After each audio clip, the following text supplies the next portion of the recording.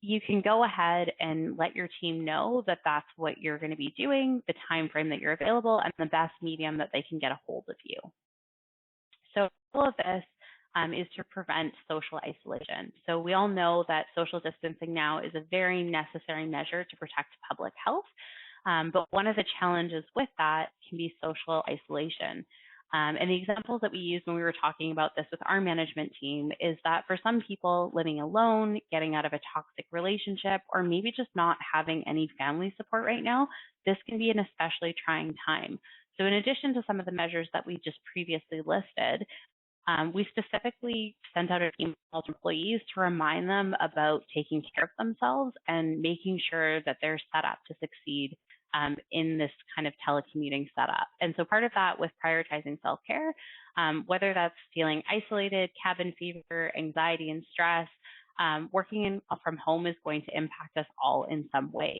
So reminding our employees to prioritize that, whether that's getting out and getting fresh air, going for a walk, learning to meditate. If they already have techniques for managing their stress, great. If they don't, now is the time to really encourage them to find them. I want to really stress with this point, though, that none of us, I'm not sure entirely who's on this call, but most of us, I would say, are not licensed healthcare providers. So it's really important here when we're talking about mental health, it can be really tricky. And so we're not providing that advice ourselves. Instead, we're encouraging our employees to use things like the Employee Assistance Program or extended benefits to seek the support that they need. And so even though another one that I think we found has worked really well for our team is that even though we're not physically together, we can still foster that real connection amongst our team members. So we try to do things like encourage our team to grab coffee remotely, grab lunch remotely, making sure that those social interactions are still happening the same way that they would in the office. We've gotten some pretty creative ideas, like having things like a remote Netflix party, or we have a bunch of gamers in our office, so just encouraging them to keep those social channels active. And we do set up dedicated channels on our teams to have just social conversations outside of work. We want to still make sure that those are still happening, especially to avoid social isolation. And then the final point here is we all know that the situation is incredibly serious, and that different people are going to cope with that in different ways. So keeping that in mind and being really respectful, it's still about bringing that kind of optimistic attitude towards it. So as I mentioned, we have off-work channels for social topics. We try to start our meetings with like funny stories that are happening on with our family and our friends during this time, or silly pictures of our new coworkers. In my case, my Shar-Pei, but whatever that is, just that can bring smiles to people's faces, that can have a huge impact, especially for the people that are struggling. One of the things I've been most proud for F12 is that we really made the effort to prioritize our employees during this process, and I think that that's really important. But at the same time, we're also aware that you guys are all businesses and that we need to keep our obligations to the business and keep productivity up. So a couple additional tips that we found really helpful were things like reminding our employees to dress like they're going to work. It's really tempting to stay in your PJs, but reminding employees that a professional appearance matches a professional work ethic and encouraging them to really do that.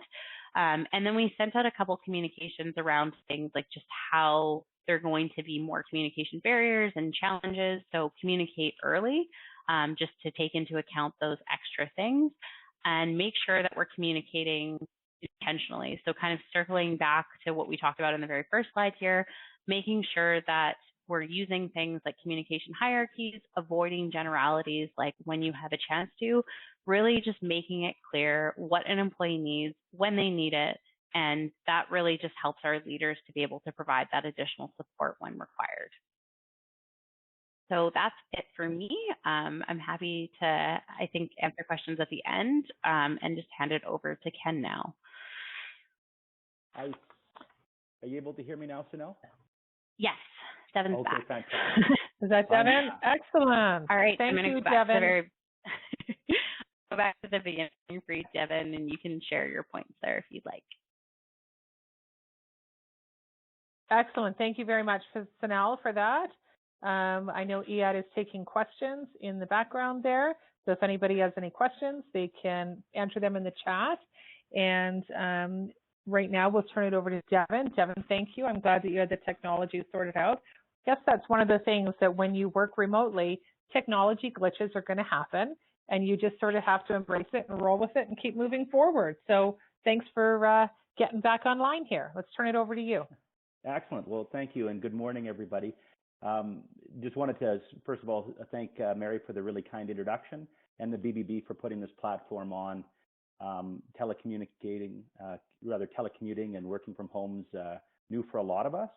So this is a really great forum, and it was a great opportunity for us to review our practices and discuss things. And really, Sanel's topic, I think, from F12's presentation, was the more important, in that it's often less important what technology you're using than how you're using it.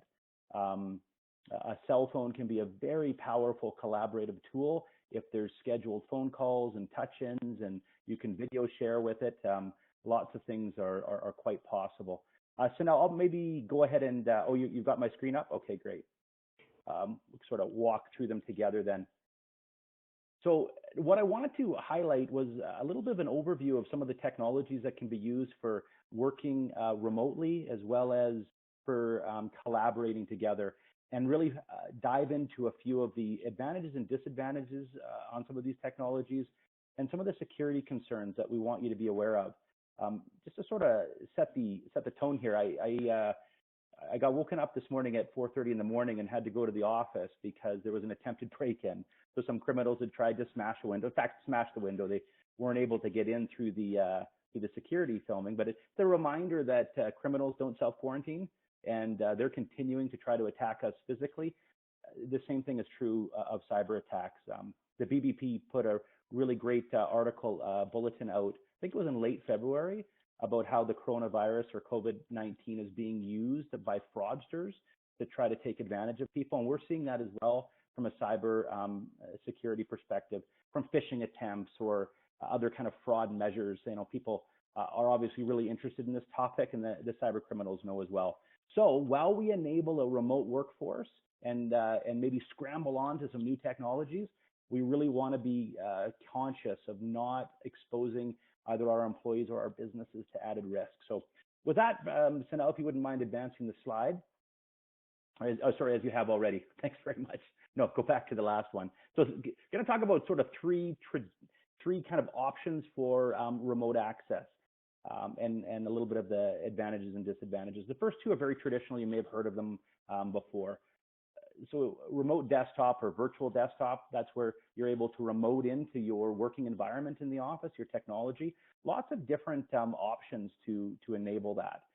There's remote desktop is Microsoft's version. Chrome has a virtual version. You might have heard of LogMe and 123, various different VDI options. They have a tremendous advantage in that you can access all of your applications that are in the office, work with them as if you're basically remote controlling either through a server or right into your desktop, able to open up your QuickBooks if you have it, or all of your applications. Many of you probably are already using technologies like this. It's familiar, it's easy to set up. Disadvantage is that it depends on internet performance, so you really want to be talking to your telephony providers and others about these. It can be slow for graphic intensive applications.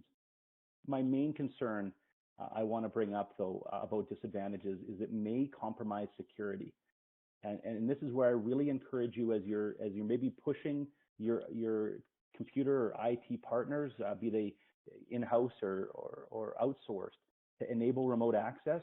You make sure you have a conversation about the risks that could come along with that, and that you have the right protocols in place to protect yourself. What we've seen over the last couple of years is just remote desktop into your, you used to be something like an old go-to for IT, us included. You'd set up a port forward and let people remote right into their desktop. What we've seen is a lot of brute force attacking with that method, to the account of thousands and thousands a day. Over the last 4 months, most of the cybersecurity incidents, we're talking about people getting in and crypto-locking an entire company, that we've seen in the Canadian marketplace, have come in through this avenue. A remote desktop port being open without the right security protocols in place, and the hackers are quietly just knocking at the door, trying a bunch of things until they find a weak link, like a weak password. So do have a conversation about it. There are ways of doing this that are completely secure. Can involve things like remote desktop gateway or two-factor authentication. Just really want to put the message out there. In the rush to enable remote work, you do have that conversation with your IT. So 2 questions I'd recommend you ask your IT personnel is, what risks am I exposed to with this solution? Go for any solution at all that's being implemented. What risks am I exposed to with this solution? And the second question to ask is, what do you recommend to make remote access more secure? So it's just a question. The instinct might be to say, hey, I want remote access and I want it to be 100% secure. That's not a useful question for IT. It's a bit like saying I want to buy a car and I want one that never crashes. A lot depends on the driver, unfortunately. So it's really about having a more nuanced conversation about what are the risks that exist with your remote access scenario and what can be done to mitigate them. Another popular tool is VPN. This has been around since the dawn of the internet, where you have an encrypted connection from your remote computer, it could be a computer or a laptop, a tablet or cell phone, into your office. You're able to access files.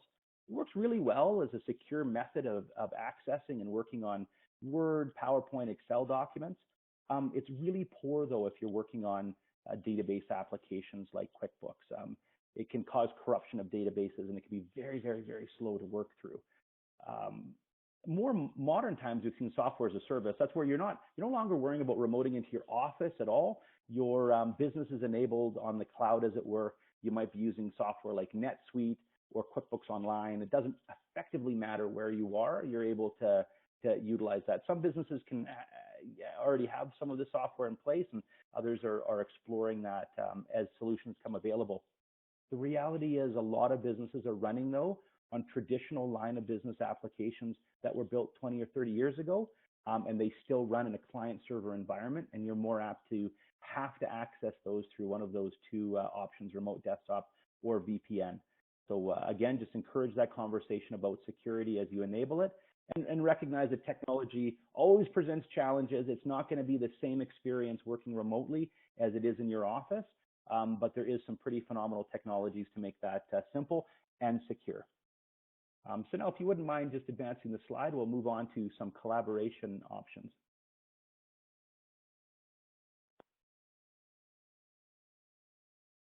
Thanks very much. So these are sort of 4 general categories of different technologies that are used to enable collaboration.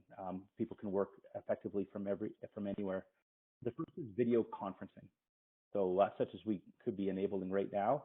There's lots of different platforms from this. You can use Google Hangouts, Microsoft Teams. You can just pick up your cell phone and use, your Android has Duo built in. Apple has FaceTime. There's lots of different technologies to be able to look each other in the eye. It's really interesting to note, and I'm not sure if Apple's jumped on this as well, but both Google and Microsoft have offered complimentary licenses for their video conferencing platforms in response to COVID-19. No doubt so that they hope we all stay on them afterward, but still it's a great time to take advantage of some of those technologies. Just talk to your technology partner and they can help you get those set up.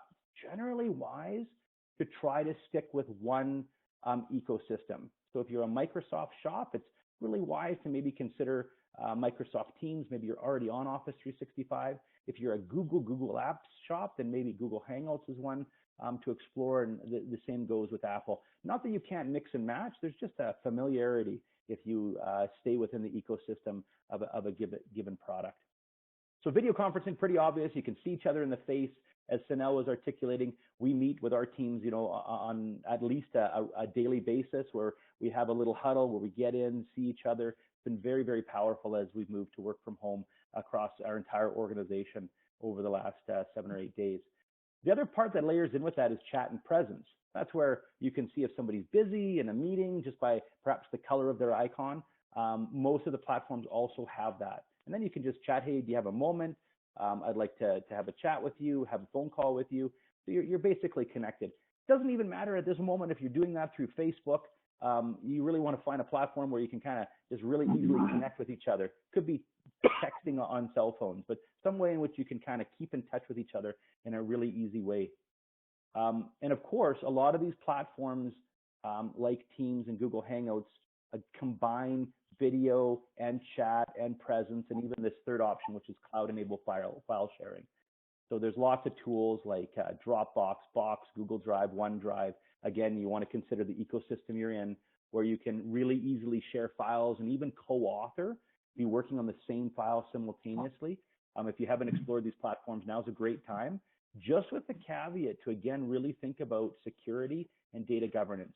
You don't want to be in a scenario where you might be uploading client information, financial information, or employee information, haven't got the security protocols in place, and all of a sudden others who shouldn't in your organization can now access those files, or worse yet, they end up on non-company controlled assets, or even out in general and get stolen and create an embarrassment or even a security breach protocol that you now have to report about client or financial information. So again, in the rush to enable remote sharing, let's just make sure you're having those conversations about how to keep tabs on it, so important critical files aren't just flying through email and winding up in the wild where they cannot be controlled.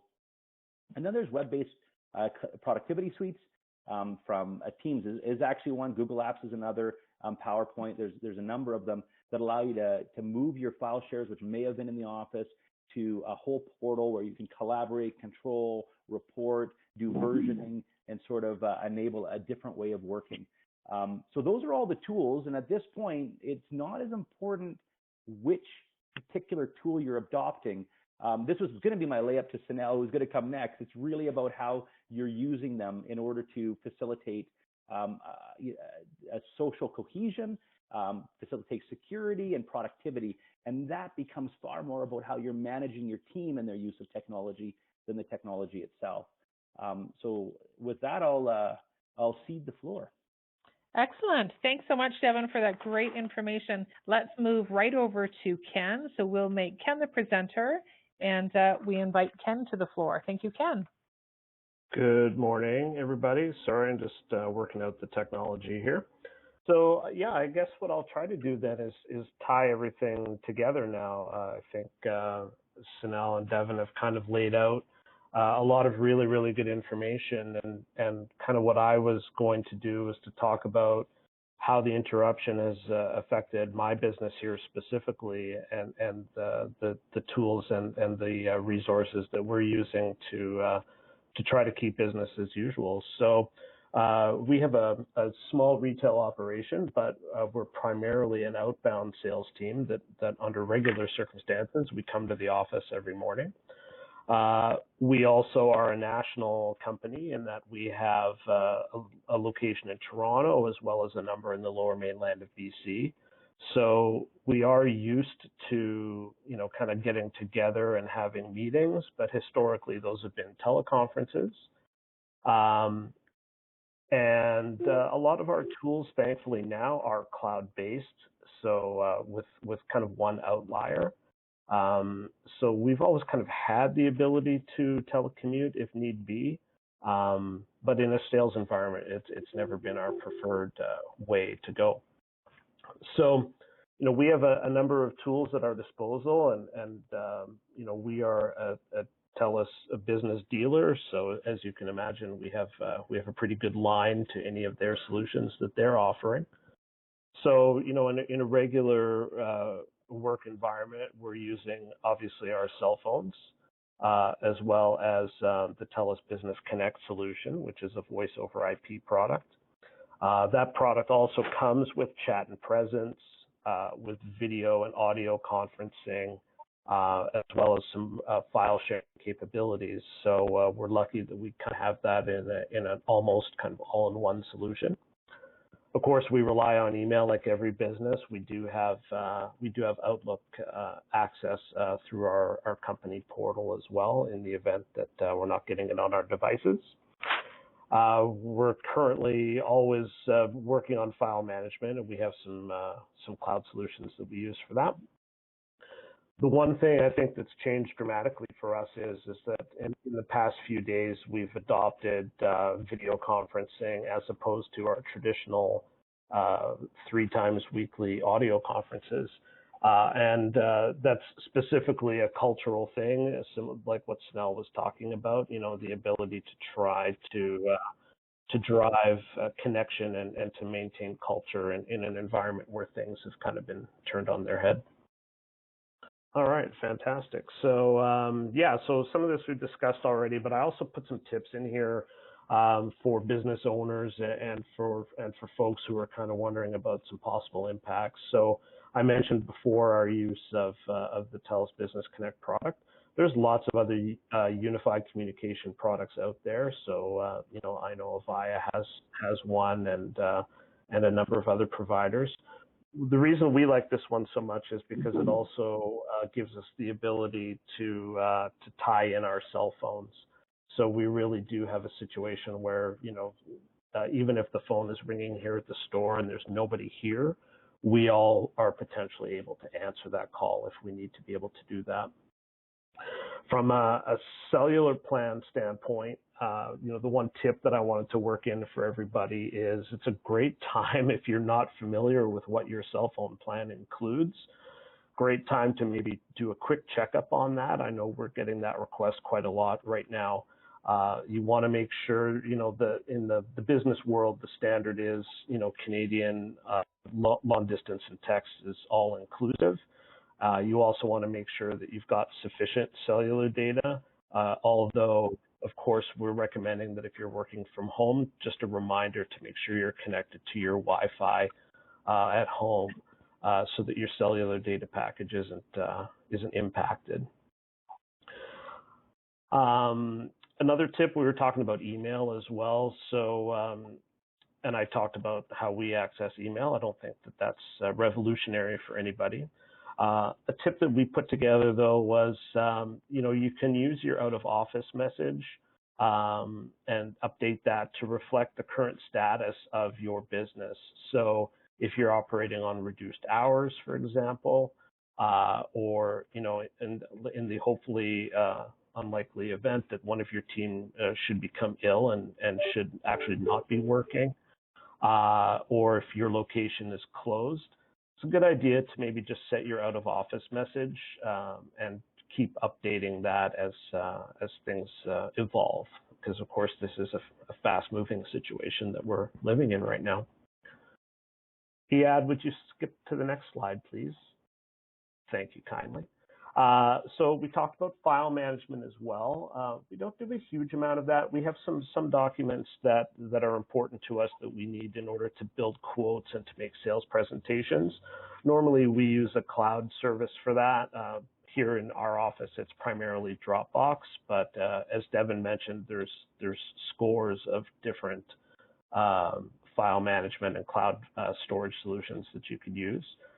So if you're Microsoft Shop, that might be OneDrive, or it could be iCloud Drive if you're an Apple shop, or Google Drive. You could see the marketing teams there were all very creative when they were naming these products. One other tip, you know, again, coming from the telecom space, we would recommend that you check your home internet plan as well. You will almost certainly, if you've got kids at home, and if you're using a lot of cloud and video services, you almost certainly will be using more bandwidth than you normally do.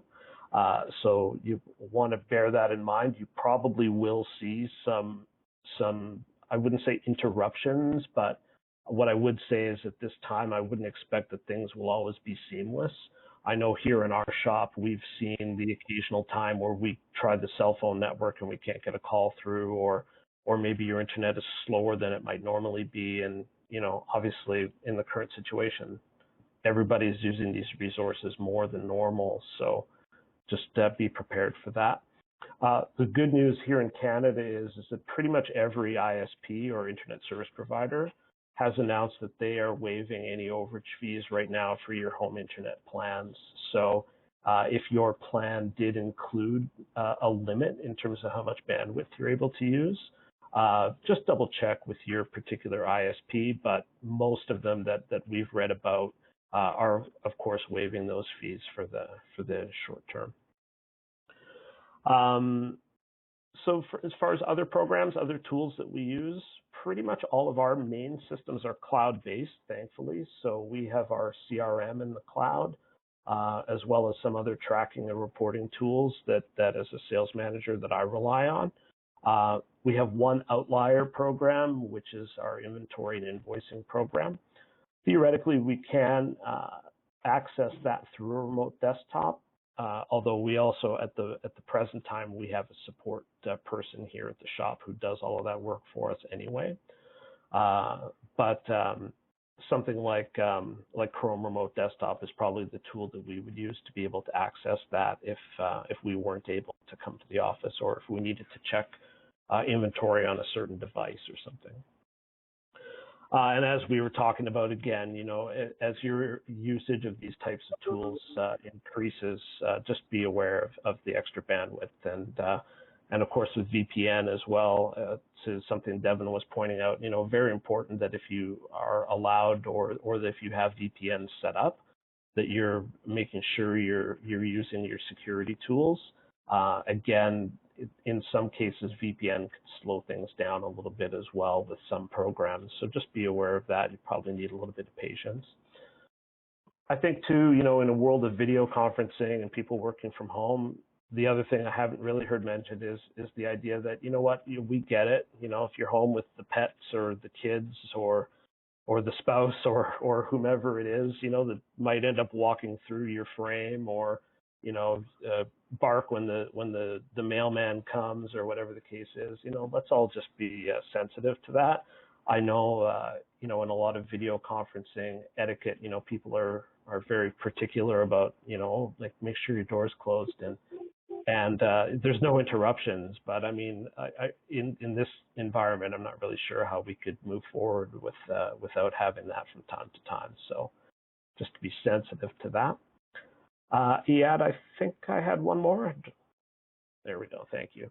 So as far as meetings go, you have a lot of different options at your fingertips as well. You know, a voice conference is something that can be really easily set up, like just through your cell phone. Actually, you can just conference multiple people together in most operating systems.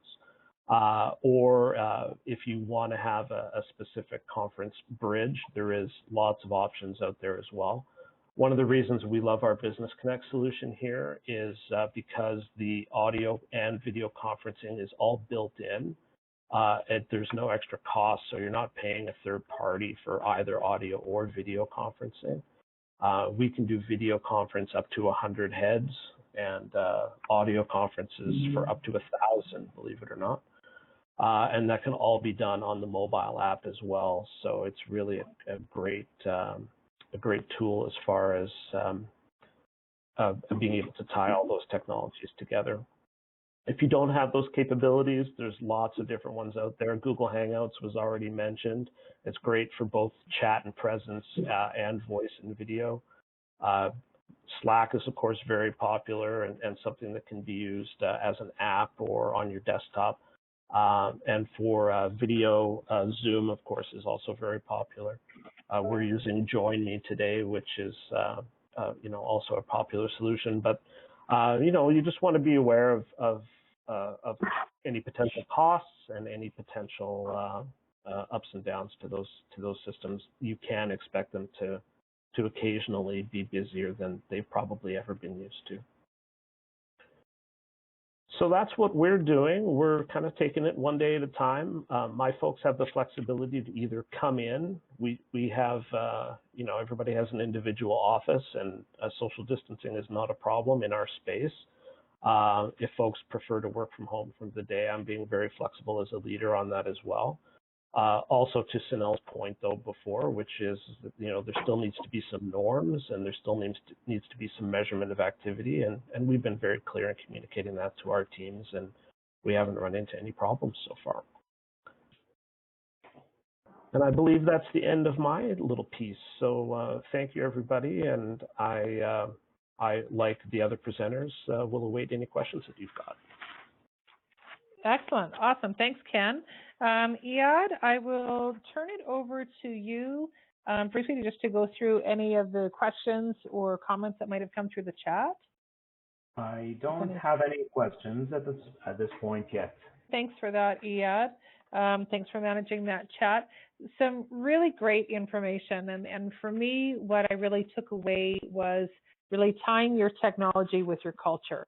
And now is the time that, of course, we still want to be able to manage performance, but if we, prioritize our people and our employees and working with them on how they're easing through the technology, that's going to really allow us to have those measurements in place too.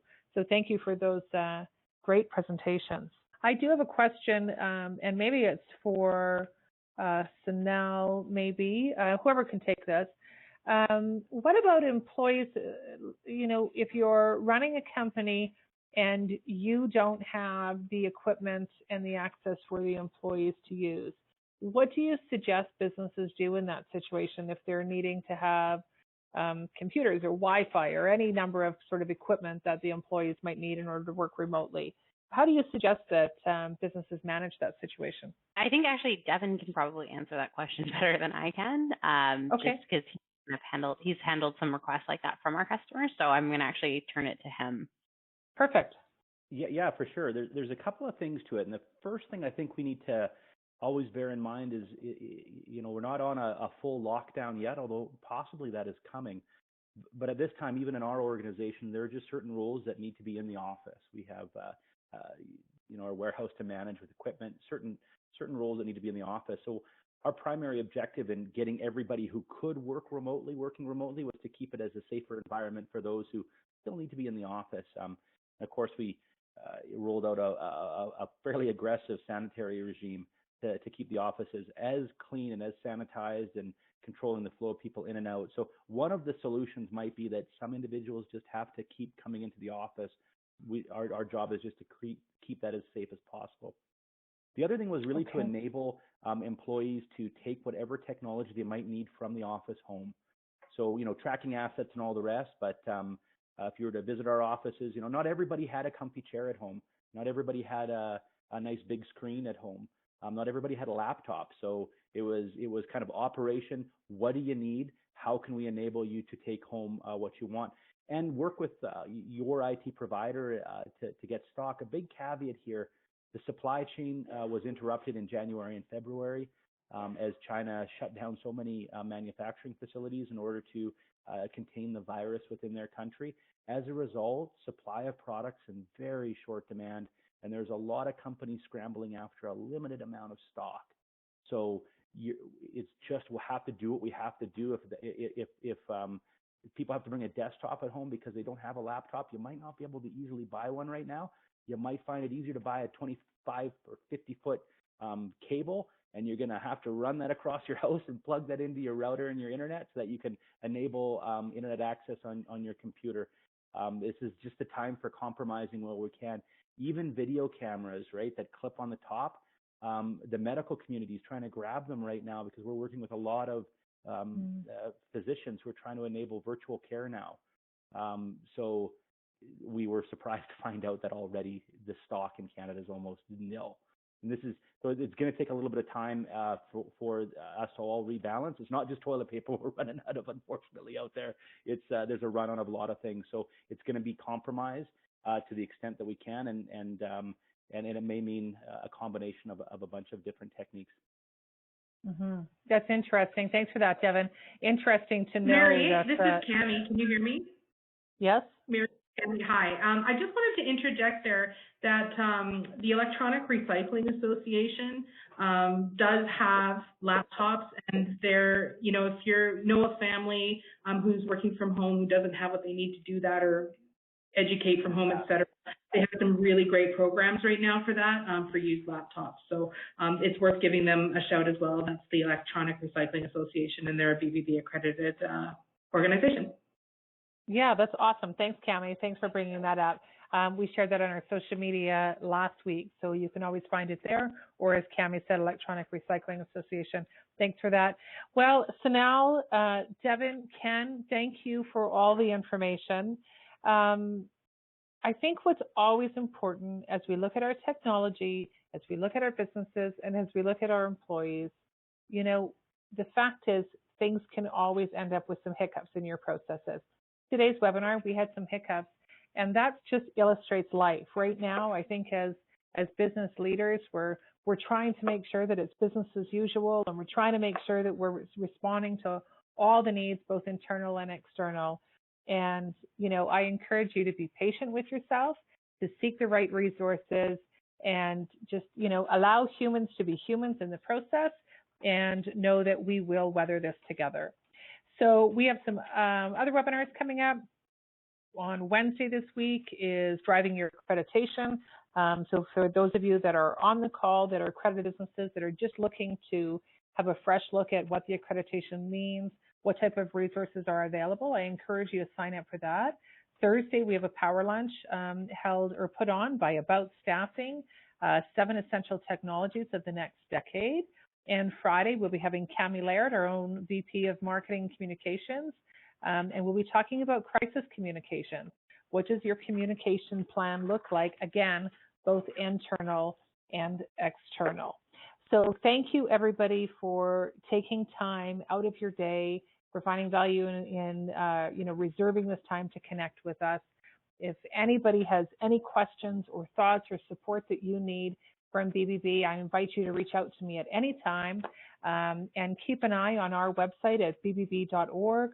We have lots of information coming out, trusted information that you need to be able to access, as well as our webinar series.